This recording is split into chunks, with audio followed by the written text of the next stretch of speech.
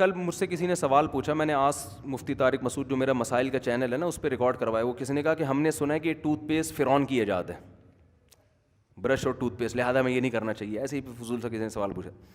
تو کمال کی بات ہے, میں نے 10-15 بلکہ 15-20 سال پہلے بی بی سی پہ ایک رپورٹ, بی بی سی تھی غالباً, بی بی سی پہ ہی پڑھی تھی, فرعون کی جو لاش ہے نا, ممی ہے فرعون کی, اس کے بارے میں کہ سائنسدانوں کی تحقیق یہ ہے کہ ان لوگوں میں دانت صاف کرنے کا رواج بالکل بھی پسند نہیں.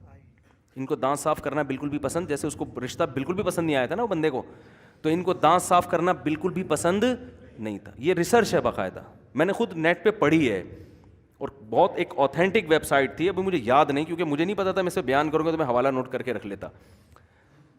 یہ بھی بڑی خاندانی دلیل ہے پیغمبروں کے وجود کی, کہ جو لوگ آسمانی مذہب کو نہیں مانتے تھے ان میں دانت صاف کرنے کا رواج, وہ جنگلی تھے. صحیح ہے نا.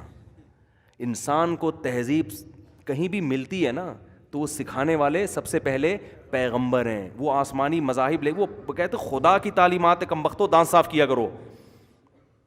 ہمیں موسیٰ علیہ السلام کی مسواک کا تذکرہ ملتا ہے, عیسیٰ ابن مریم کی مسواک کا تذکرہ ملتا ہے, محمد صلی اللہ علیہ وسلم کی بار بار مسواک کا بے تحاشا حدیثوں میں سندوں کے ساتھ تذکرہ ملتا ہے. صحابہ میں مسواک کا رواج کس نے ڈالا ہے؟ محمد صلی اللہ علیہ وسلم نے. تو آپ جتنے آسمانی مذاہب کی طرف جائیں گے تہذیب صفائی نظر آئے گی, اس سے جتنا دور فرعونی دانت ہی صاف ہی نہیں کرتے تھے کم وقت, ایسے ہی سو جاتے تھے, ایسے ہی صبح اٹھتے تھے.